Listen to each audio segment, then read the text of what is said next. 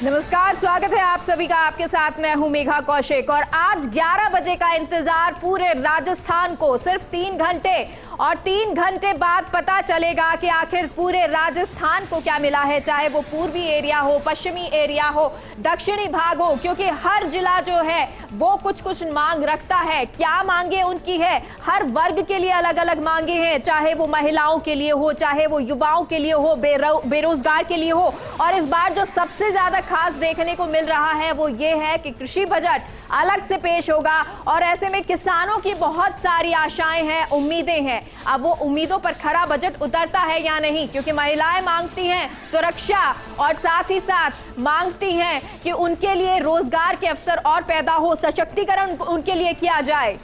लेकिन आपको अब सबसे पहले हम फर्स्ट इंडिया पर लगातार कवरेज तो दिखाते ही रहेंगे और अब बताते हैं कि किसानों की क्या उम्मीदें हैं।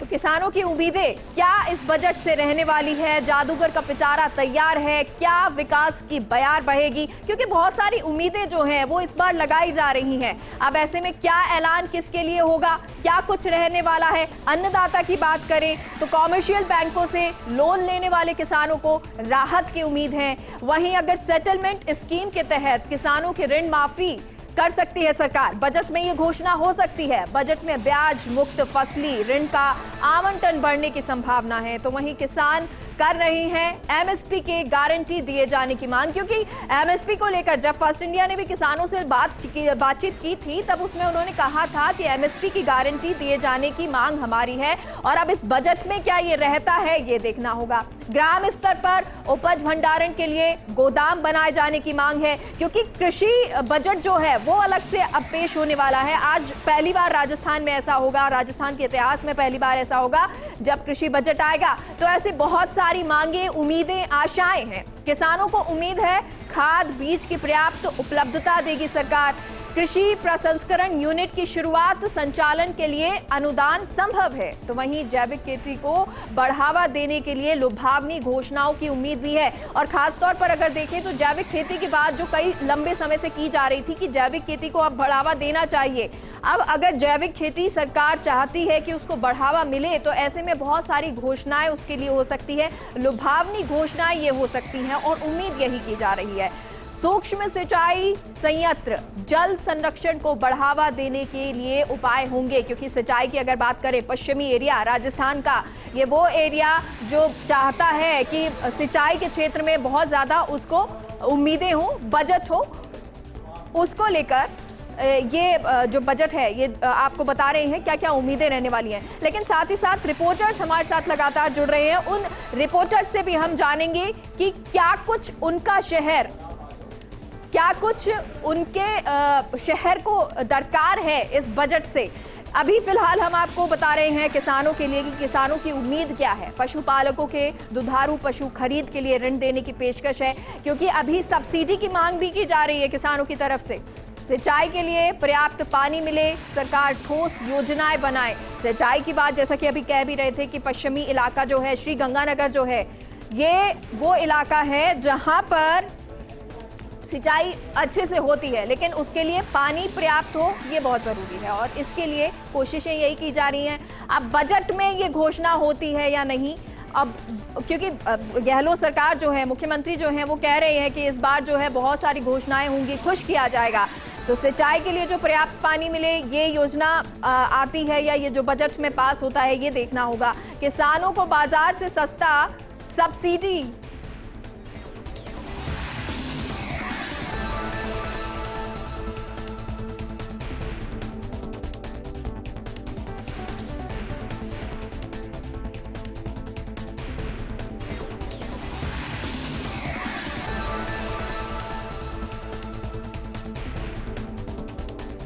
तो किसानों को बाजार से सस्ता सब्सिडी युक्त डीजल मिले। पूर्वी राजस्थान नहरी परियोजना का काम तेजी से पूरा किया जाए, क्योंकि पूर्वी राजस्थान जो है वो सबसे ज्यादा दरकार करता है इस बजट में। कहा जाता है, वहाँ के जो विधायक है वो भी कई बार ये कहते नजर आते हैं कि अपेक्षित रहता है, बहुत सारी जो योजनाएं हैं या जो बजट में है बहुत सारी चीजें हमें इस बार चाहिए। और मुख्यमंत्री ने कहा भी, जहां से आपको जिस क्षेत्र के लिए जो चाहिए आप बताइए, मैं इस बार आपको भर भर के झोली दूंगा। तो पूर्वी राजस्थान नहरी परियोजना का काम तेजी से पूरा किया जाएगा।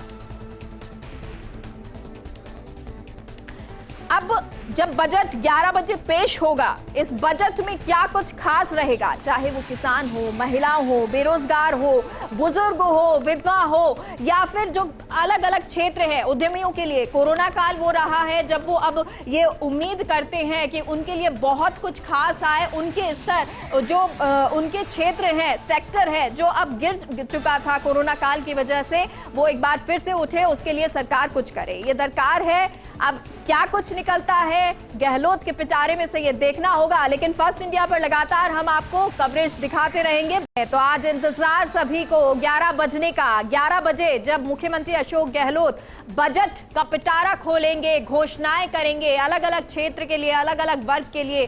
तो बहुत सारी उम्मीदें जो हर वर्ग ने लगा रखी हैं, चाहे वो महिलाएं हो, युवा हो, बुजुर्ग हो, चाहे वो उद्यमी हो, उन सभी की उम्मीदें कितना खरा ये बजट उतरेगा ये देखना होगा। लेकिन क्योंकि रियल एस्टेट का बिजनेस ये जब कोरोना काल आया तो पूरी तरह से चरमरा गई व्यवस्था। अब ऐसे में कितनी उम्मीदें रियल एस्टेट को है ये आपको हम वर्चुअल तरीके से बताते हैं। अगर रियल एस्टेट की बात करें तो कृषि भूमि की 90A करवाने की जरूरत खत्म हो सकती है, ये एस्टेट की उम्मीदें। क्योंकि अब जो लगातार उद्यमी हैं वो ये चाहते हैं कि उनके कोरोना काल के बाद जो कमर टूटी है वो एक बार फिर से खड़ी हो उठे, यानी कि उनका बिजनेस जो है वो एक बार फिर से खड़ा हो सके। पर्यटन की भी ऐसे ही बात करें तो पर्यटन के क्षेत्र में भी बहुत सारी उम्मीदें हैं, नए जिलों की भी उम्मीदें की जा रही हैं, क्योंकि एक लंबा वक्त हो गया है नए जिले की घोषणा नहीं हुई है। लेकिन ये पूरा आपको खाका हम समझा रहे हैं फिलहाल रियल एस्टेट का, वर्चुअल तरीके से ग्राफिक्स के जरिए हम आपको बताना चाह रहे हैं कि क्या क्या उम्मीदें लगाई जा रही हैं, क्या क्या चीजें हैं जो बजट से उम्मीद की जा रही है, आशा की जा रही है कि ये बजट में इस बार होना चाहिए। अलग अलग वर्ग से फर्स्ट इंडिया लगातार बात भी करता रहा। अब इस बातचीत में कई चीजें सामने भी आई। क्यों जो उद्यमी हैं वो खास तौर पर बहुत सारा चाहते हैं, छोटे जो उद्यमी हैं वो ये चाहते हैं, सबसे ज्यादा जो मार पड़ी छोटे उद्यमियों पे पड़ी, तो अब वो ये चाहते हैं कि उनको थोड़ा सा अब मिले। बजट में सीएम गहलोत कई घोषणाएं कर सकते हैं, और कौन कौन सी घोषणाएं ये हो सकती हैं। जानकारों के अनुसार कृषि भूमि जो मास्टर प्लान की अनबैलेंस जो लिमिट है उसमें ये शामिल है, यानी कि उसके लिए 90A की कार्रवाई को माना जाएगा डीम्ड। तो कृषि से कृषि उपयोग के लिए भू रूपांतरण कार्यवाही मानी जाएगी डीम्ड। ये सारी उम्मीदें आपको बता रहे हैं, जो घोषणाएं हो सकती है वो आपको बता रहे हैं। ऐसा होने पर कृषि भूमि की अलग से 90A करवाने की नहीं होगी जरूरत।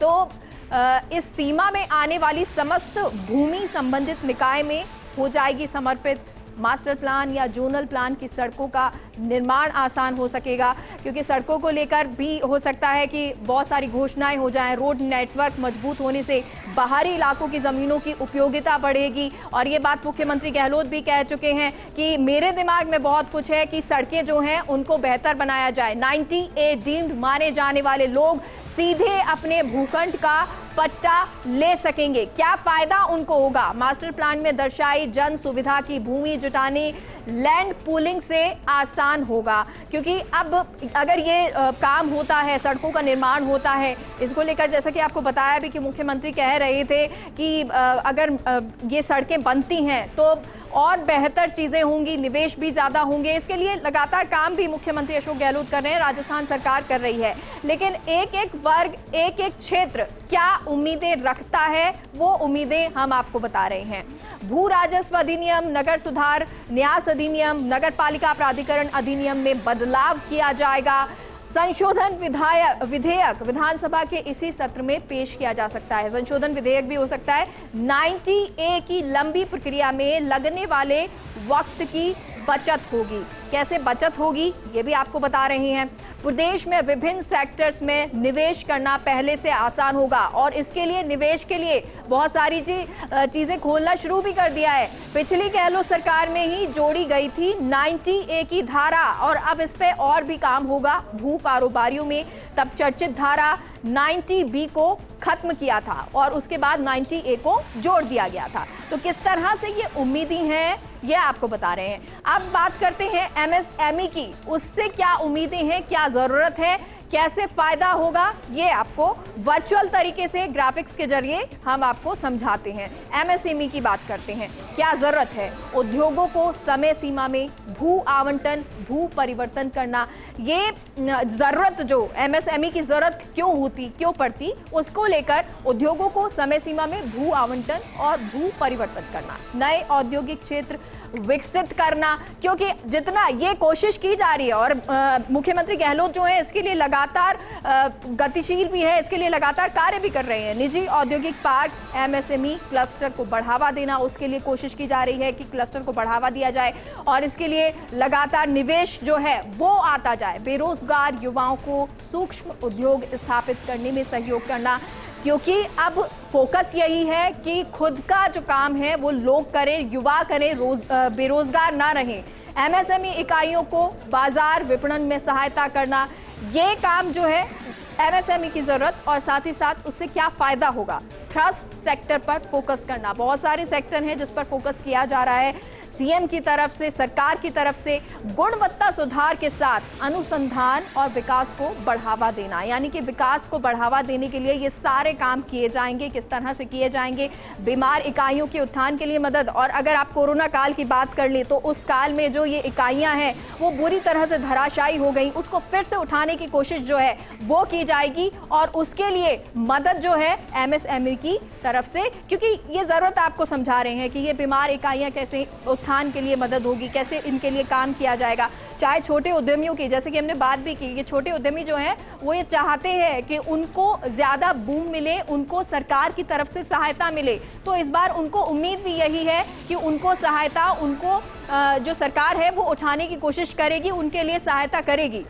चाहे वो प्राइवेट सेक्टर्स हो, चाहे वो होटल्स मैनेजमेंट की बात करें, होटल हो, ये सभी चाहते हैं कि उनको अब बूम मिलना शुरू करे, क्योंकि कोरोना जिस तरह से अब धीरे धीरे थमा है, उसके बाद उम्मीदें राजस्थान को भी हैं, क्योंकि अगर ज़्यादा राजस्व आएगा तो फ़ायदा उतना ज़्यादा होगा। तो ये सारी ज़रूरतें हम आपको बता रहे हैं, कैसे इन इकाइयों को बेहतर करने की कोशिश की जाए, कैसे उनको बढ़ावा दिया जाए, ये सारी चीज़ें ग्राफिक्स के जरिए आपको बता रहे हैं। तो चलिए, ये बजट की बात चल रही है कि कौन कौन से क्षेत्र जो हैं, कौन कौन से क्षेत्रों में अब काम करने की ज़रूरत है, कौन कौन से क्षेत्रों को उम्मीदें की जा रही हैं, कौन कौन से ऐसे क्षेत्र हैं जहां पर अभी भी और काम करने की ज़रूरत अलग अलग जिलों की है। और जिलों की बात कर लें तो बहुत सारे ऐसे ज़िले हैं जो ये चाहते हैं कि उनको बहुत सारी जो उनकी कमियां हैं या जो प्रोजेक्ट्स हैं चल रहे हैं उसमें और थोड़ा सा बढ़ावा मिले। अब क्योंकि जिले की बात कर रहे हैं तो जिले पर ही चलते हैं और वहाँ के रिपोर्टर्स हमारे सहयोगी से जानते हैं कि उनके क्षेत्र के लोग, उनके जिले के लोग क्या कुछ चाहते हैं। राजीव गौड़ का रुख करते हैं, जोधपुर से हमारे साथ जुड़े हुए हैं। राजीव, क्या कुछ जानकारी, क्योंकि बजट आने वाला है, उससे पहले लोगों की उम्मीदें भी बहुत हैं, आशाएं भी बहुत हैं, जोधपुर क्या चाहता है?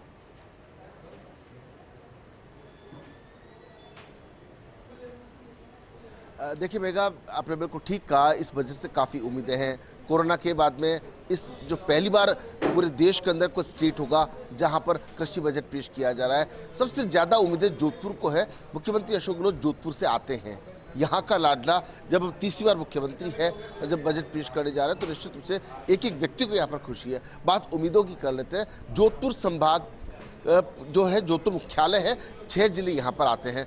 लगभग अगर बात करें तो जोधपुर में मुख्यमंत्री अशोक गहलोत ने MM विश्वविद्यालय जिस तरीके से घोषणा की है उसको बजट मिलने की उम्मीद है। फिनटेक यूनिवर्सिटी को बजट मिलने की उम्मीद है कि ये 2 बड़े संस्थान है। रिफाइनरी को बजट मिलने की उम्मीद है।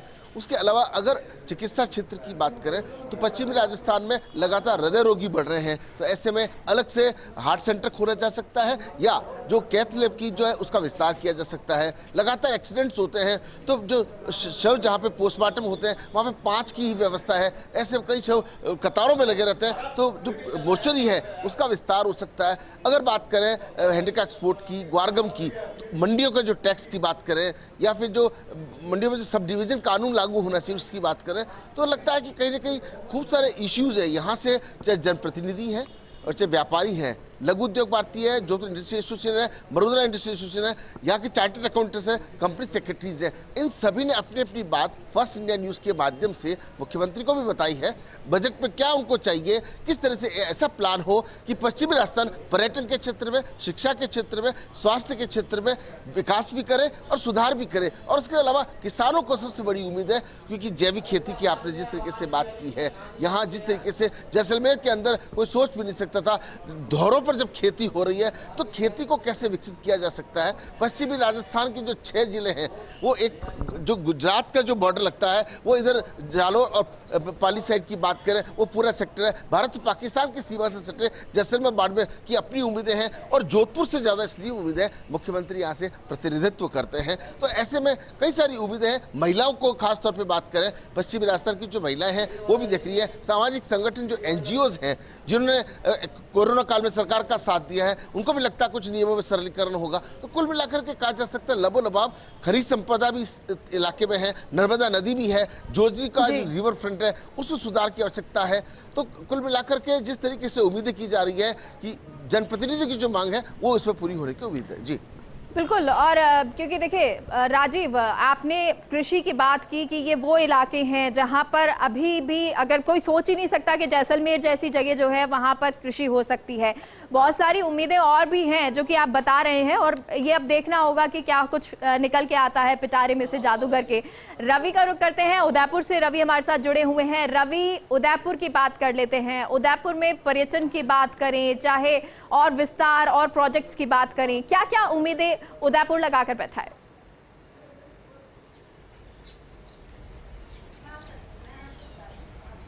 बिल्कुल, देखिए मेघा, आदिवासी बाहुल्य इलाका है उदयपुर। यहाँ की कई सारी उम्मीदें यहाँ के लोग जो हैं इस बजट से जो है लगाए हुए हैं। सबसे पहले मैं बात करूँ, 2 लंबित प्रोजेक्ट जो कि कई दशकों से लंबित हैं, पूरे नहीं हो पाए हैं, जिसमें सबसे ज़्यादा महत्वपूर्ण है देवास परियोजना का 3रा और 4था चरण का कार्य पूर्ण होना। चूंकि ये 3रा और 4था चरण का कार्य अगर पूर्ण होता है तो न केवल उदयपुर बल्कि राजसमंद जो डिस्ट्रिक्ट है वहाँ पर भी जल वितरण जो है सुचारू और सुनिश्चित हो पाएगा। इसके साथ ही उदयपुर की जो ऐतिहासिक आयड़ नदी है, जो कि 4000 साल पुरानी सभ्यता की द्योतक भी है, यहाँ इस नदी के सौंदर्यीकरण के काम को लेकर तमाम वायदे और इरादे जो हैं हर सरकार ने जताए हैं, लेकिन आज तक आयड़ जो है अभी भी एक गंदे नाले में तब्दील है। कुछ पैसा जो है पिछले मुख्यमंत्री अशोक गहलोत ने 50 करोड़ जो बजट है वो स्वीकृत भी किया था, लेकिन काम उसका उस ढंग से शुरू नहीं हो पाया। तो ऐसे में सबसे बड़ी आस उदयपुर के बाशिंदों को आयड़ सौंदर्यीकरण की होगी। इसके अलावा बुनियादी सुविधाओं की अगर बात करें तो हर बजट में शिक्षा, चिकित्सा, सड़क और ये जो तमाम जो चीज़ें हैं इनकी हमेशा गुंजाइश रहती है, और यही वजह है कि चिकित्सा के क्षेत्र में काफ़ी सारी उम्मीदें उदयपुर के बाशिंदे लगाए हुए हैं। आदिवासी इलाका है, सुदूर जगहों पर लोग जो हैं वो बसे हुए होते हैं, तो ऐसे में मेडिकल सेंटर्स तक उनकी पहुंच सुनिश्चित हो सके, उन्हें जो मेडिकल सुविधाएँ हैं वो मिल सकें, इन चीज़ों को लेकर बहुत ज़्यादा काम करने की आवश्यकता है। चूँकि कई सारी मौतें जो हैं हॉस्पिटल तक लाने में ही हो जाती हैं आदिवासी इलाकों से, तो ये एक बहुत महत्वपूर्ण मुद्दा होगा। और गहलोत सरकार हमेशा से चिकित्सा के खासकर इस इलाके में चिकित्सा सुविधाओं की बेहतरी के लिए प्रयासरत रही है, तो ऐसे में लोगों को काफ़ी उम्मीदें हैं। साथ ही सबसे बड़ी जो बात है, चूंकि उदयपुर और ये पूरा संभाग जो है पर्यटन के लिहाज से देश दुनिया में खासा महत्वपूर्ण है, चाहे शाही शादियों की बात हो या फिर सैलानियों की आवक हो, तमाम जो चीज़ें हैं वो यहाँ पर काफ़ी तादाद में देखी जाती हैं। लेकिन कोरोना की मार ने पर्यटन व्यवसाय को खासा प्रभावित किया है, हैंडीक्राफ्ट व्यवसाय को खासा प्रभावित किया है। तो ऐसे में लोग जो हैं जो इस व्यवसाय से जुड़े हुए हैं वो तमाम जो सरकारी नियम है उनमें सरलीकरण चाहते हैं, होटल इंडस्ट्री में वो काफ़ी सारी रियायतें चाहते हैं कि होटल इंडस्ट्री में अगर कोई व्यक्ति प्रवेश करना चाहे, नई होटल इंडस्ट्री शुरू करना चाहे, तो उसे कुछ रियायतें जो हैं वो सरकार की ओर से मिले, टैक्सेशन में थोड़ी सी कमी आए। तो ऐसी जो तमाम चीज़ें हैं, अलग अलग सेक्टर्स के लोग जो हैं वो इस बजट से लगाए हुए हैं। और जाहिर सी बात है 2023 में चुनाव होने हैं, उससे पहले ये उन 2 वर्षों में पहला बजट होगा चुनाव से पहले का। तो ऐसे में काफी सारी उम्मीदें बन जाती हैं। सरकार भी चाहती है कि ये जो 2 साल हैं इनमें इस बजट में जो प्रावधान लागू करे उनको पूरा करने के लिए भी उसके पास में समय बचे। और इसके साथ साथ जो आदिवासी इलाके हैं, खासकर डूंगरपुर और बांसवाड़ा, यहाँ पर शिक्षा, चिकित्सा और सबसे बड़ी जो परेशानी होती है वो ट्रांसपोर्टेशन में बहुत सारे क्षेत्र हैं जहाँ पर काम करना चाहते हैं और वहाँ दरकार भी है कि यहाँ पर काम होना चाहिए। बहुत बहुत शुक्रिया रवि आपका। और आगे बढ़ते हैं, भरतपुर का रुख करते हैं। रवि कटारा हमारे साथ जुड़ गए हैं। रवि, क्योंकि पूर्वी इलाका वो है इलाका जहां पर सबसे ज्यादा कहा जाता है कि इसे अवॉइड कर दिया जाता है या बजट में इसके लिए कुछ भी नहीं होता है। इस बार अगर बजट की बात करें, हर क्षेत्र के लिए, हर जिले के लिए, हर इलाके के लिए बोला है कि मुख्यमंत्री ने कि हम आपके लिए कुछ ना कुछ देंगे, और विधायकों से बात भी की है कि आप 5-5 बताइए मुद्दे, उन मुद्दों को हम पूरा करने की कोशिश करेंगे। अब ऐसे में रवि, क्या कुछ रह सकता है भरतपुर के लिए?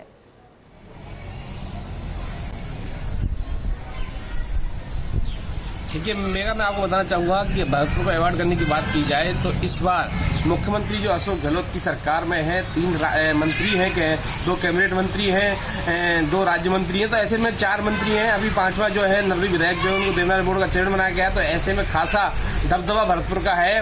और एक दबदबा इसलिए भी है क्योंकि बसपा से 2 विधायक तो वो कांग्रेस में शामिल हुए थे। फिर 7 विधायक कुल टोटल अगर बात की जाए भरतपुर की है तो उनका पिछले जो कार्यकाल था उसमें जो दिया मुख्यमंत्री ने, बहुत अच्छा जो बजट था, अच्छा बजट भरतपुर को मिला था। इस बार भी खासा देखा जा रहा है। और भरतपुर की बात की जाए, क्योंकि पूर्वी राजस्थान का वो जिला है जो मेवात इलाके में आता है, हरियाणा उत्तर प्रदेश को टच करता है। तो जो है जो भरतपुर की जो विधायक है जिन्होंने जो डिमांड अपनी ओर से भेजी गई है, और जो मुख्यमंत्री अशोक गहलोत हैं जो अपने जादूगर कहे जाते हैं, उनका जो आज बजट आने वाला है उसमें सबसे बड़ी जो डिमांड थी वो भरतपुर में कृषि को लेकर थी, क्योंकि सरसों अनुसंधान, सरसों की अधिक खेती भरतपुर में की जाती है। पूरा भरतपुर जो जिला है वो सरसों को लेकर जाना जाता है। तो ऐसे में कुछ विशेष घोषणा जो है भरतपुर को सरसों जिला घोषित किया जाए, उसको लेकर प्रयास किए जाएंगे, क्योंकि विधायक लिख चुके हैं मुख्यमंत्री को। और दूसरी जो सौगात है वो ईस्टर्न जो कैनाल प्रोजेक्ट भरतपुर में जो 13 जिलों को बड़ी डिमांड है, वो काफी लंबे समय से बेहद प्रभावित है। योजना जो है एक बहुत बड़ी योजना है, वो अब तक पूरी नहीं हो पाई है। उसको लेकर भी कुछ बड़ी घोषणाएं यहाँ की जा सकती है। और एक जो बात है, लांगड़ा चंबल के पानी को लिफ्ट कर गंभीरी नदी में लाने का प्रयास किया जा रहा है, हालांकि अभी तक पूरा नहीं हो पाया है। उसको भी जो भरतपुर के विधायक है उन्होंने मुख्यमंत्री को अवगत कराया है कि जो लांगड़ा लिफ्ट कर गंभीर नदी में लाने की जो योजना थी वो अभी तक पूरी नहीं हो पाई है। उसको भरतपुर में कैसे, बहुत सारी योजनाएं जो पहले से चल रही हैं वो योजनाएं पूरी हो जाएं और नई जो प्रोजेक्ट हैं वो शुरू हो, या बहुत सारी घोषणाएं इस बार पूर्वी राजस्थान चाहता है, लेकिन अब होगा क्या कुछ निकलेगा मुख्यमंत्री के पिटारे से, ये देखना होगा। और हमारे साथ अब कोटा से भंवर जुड़ गए हैं। भंवर का रुख करते हैं, उनसे जानते हैं, क्योंकि कोटा में बहुत सारे प्रोजेक्ट्स जो हैं अभी भी चल रहे हैं भंवर। और जैसा कि हम सुबह बात भी कर रहे थे कि शांति धारीवाल जो है वो लगातार इसके लिए कार्य भी कर रहे हैं। आपके पीछे शायद लोग भी खड़े हैं, जरा उनसे पूछिए क्या उम्मीदें इस बार वो लगा के बैठे हैं।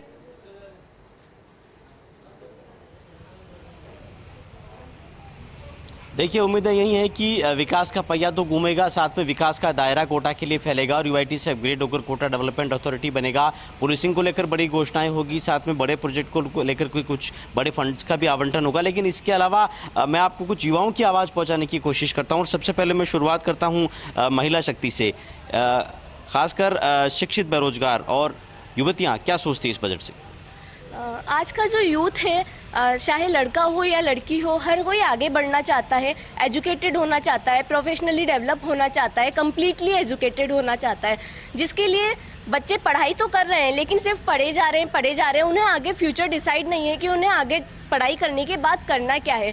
तो सरकार को ऐसी वैकेंसीज निकालनी चाहिए जो कि एजुकेशन पे बेस हो, जो ओरिएंटेड हो, ऐसी एजुकेशन कराई जानी चाहिए। तो रोजगारोन्मुखी शिक्षा हो और नई भर्तियों की घोषणा हो। विनय भाई, कोटा कोचिंग सिटी कहा जाता है, कोटा को क्या खोजता है? बजट आने वाला है कुछ घंटे बाद। जी, कोटा को एक युवा, एक राज्य और एक देश तभी तरक्की करता है जब वहाँ शिक्षा, वहाँ का पर्यटन और वहाँ रोजगार के नए आयाम हों। तो हम इस बार सरकार से यही अपील करते हैं कि कोटा को पर्यटन के क्षेत्र में काफ़ी आगे बढ़ाना चाहिए। पहले इंडस्ट्रीज़ यहाँ पे काफ़ी थी, अब इंडस्ट्रीज़ बिल्कुल बंद हो गई हैं सारी, तो इंडस्ट्रीज़ को वापस यहाँ पे इस्टेब्लिश करना चाहिए जिससे कि युवाओं को रोजगार के अवसर भी मिले। और तीसरी चीज़, सरकार से ये भी निवेदन है, शिक्षा के जो अभी चल रही है पद्धति, 2 साल से शिक्षा में पिछड़ गया है युवा, तो उनकी शिक्षा के लिए नई व्यवस्थाएं बनानी चाहिए ताकि अच्छे से युवा शिक्षित होकर राज्य का नाम रोशन कर सके। क्या खोजेगा कोटा बजट में?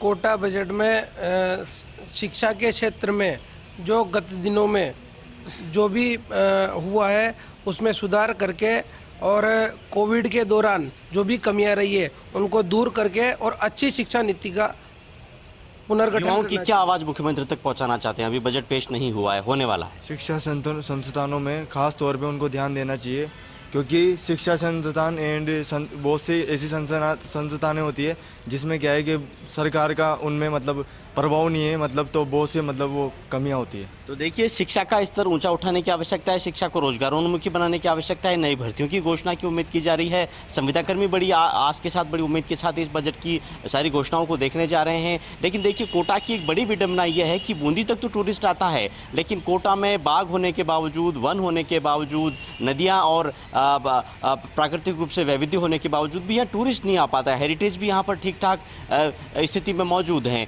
तो एक पर्यटन सर्किट जो बनाने की बातें बहुत समय से हो रही है, कई बार बजट डिक्लेरेशंस भी हुए हैं, लेकिन वो कागजों से बाहर नहीं निकल पाए। कुछ जमीनी काम इस पर हो। इसके अलावा कोटा थर्मल, जो कि राजस्थान के बड़े बिजली उत्पादन के हब में है, लेकिन वो कोयला आधारित प्लांट है, बहुत ज़्यादा उससे पॉल्यूशन होता है, वो शहर के अंदर आ गया है। तो किस तरह से उसको अपग्रेड किया जाए, या फिर जो नवीकरण जो ऊर्जा के स्रोत हैं, सोलर जैसी कोई टेक्निक वहाँ पर ला करके उसको अपग्रेड किया जाए, उसको लेकर प्रावधान की उम्मीद है। साथ में चिकित्सा के क्षेत्र में जो लीनियर एक्सीलेटर मशीन है उसको लेकर के बजट की उम्मीद है, क्योंकि रेडिएशन जो कैंसर पेशेंट्स को दिया जाता है उसमें उस मशीन का बड़ा योगदान है। इसके अलावा कोचिंग सिटी है कोटा, तो डिजिटल एजुकेशन को लेकर कुछ बड़े प्रावधान बजट में हो सकते हैं, क्योंकि शिक्षा का भावी रोड मैप डिजिटल एजुकेशन है, उसको लेकर के क्या कुछ निकल करके आता है, शिक्षा को लेकर के किस तरह के प्रावधान होते हैं। और साथ में मैं आपको ये भी बताना चाहता हूँ कि को लेकर जो है वो अब क्या निकल कर आता है, और कोटा सिटी जो है वो शिक्षा के लिए एजुकेशन हब कहा जाता है। छात्र आपके पीछे भी हैं। डिजिटलाइजेशन के लिए अगर केंद्र बजट की बात करें तो जब केंद्रीय बजट आया था तब उसमें भी डिजिटलाइजेशन पर फोकस किया गया था। ये जो युवक, युवती, जो विद्यार्थी खड़े हैं, वो क्या सोचते हैं कि डिजिटलाइजेशन और बेहतर होना चाहिए? साथ ही साथ स्टार्टअप के लिए सरकार कार्य कर रही है कि कॉलेजेस से ही स्टार्टअप या फिर जो युवक हैं उनको लगाया जाए काम में, जिससे कि वो बेरोजगारी कम हो, रोजगार मिलता रहे। ऐसे में क्या ये सोचते हैं इन सब चीजों के लिए?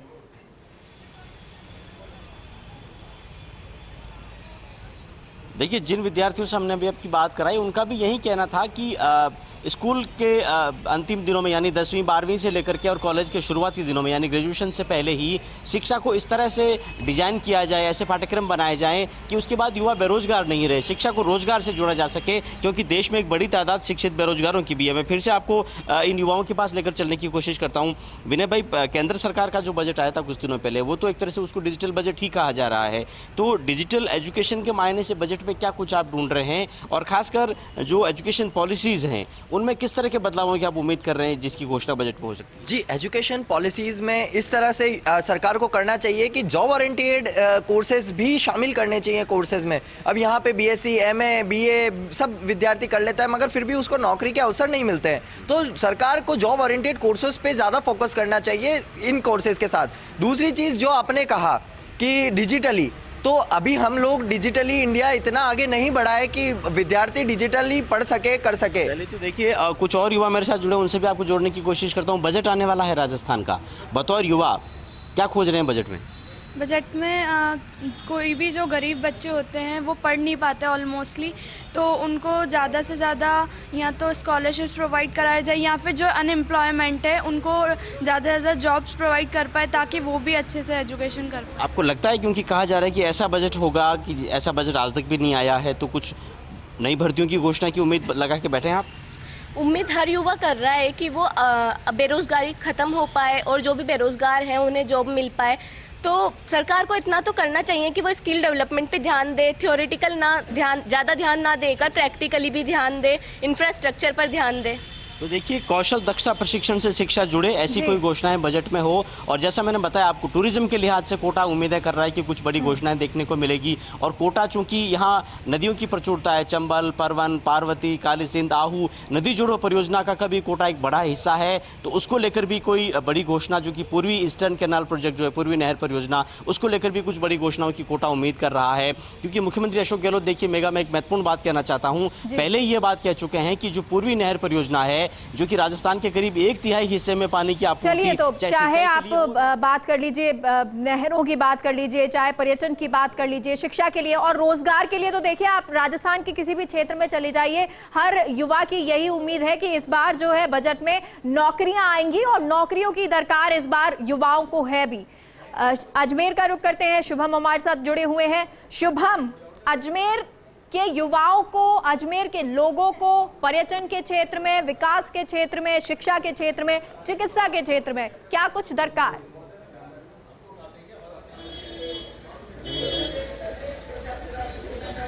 जी बिल्कुल, अगर बात करें बजट की, तो केंद्र से बजट में जो डिजिटलाइजेशन था या भविष्य था, वो मिलने को लेकर के जो घोषणा की गई थी, लेकिन धरातल की बात की जाए तो धरातल पे अब जो राज्य का बजट आ रहा है, उससे लोगों की उम्मीद डबल हो गई है। क्योंकि अगर बात करें शिक्षा के क्षेत्र में, तो अजमेर के अंदर एक एमडीएस विश्वविद्यालय है, लेकिन उसके अंदर तमाम बड़े कोर्स नहीं है, जिस कारण से लोगों को दूसरी जगहों पर जाना पड़ता है। तो युवाओं की एक मांग ये है कि वहाँ पर बड़े कोर्स खोले जाएं। अजमेर के अंदर धार्मिक नगरी के रूप से भी जाना जाता है, ख्वाजा गरीब नवाज की दरगाह भी है, ब्रह्मा का मंदिर भी है। उसके बावजूद अजमेर को एक टूरिज्म प्लेस नहीं घोषित करके इसको एक हब बनाने की जो मांग है वो की जा रही है। और लगातार जो लोगों की मांग थी वो यही थी कि यहाँ पे पर्यटक ज्यादा आता है, तो उनके लिए कोई व्यवस्था ऐसी की जाए, कोई हब बनाया जाए, ताकि पर्यटकों के घूमने के लिए जगह भी और हो सके और उनको सुविधा भी मिल सके।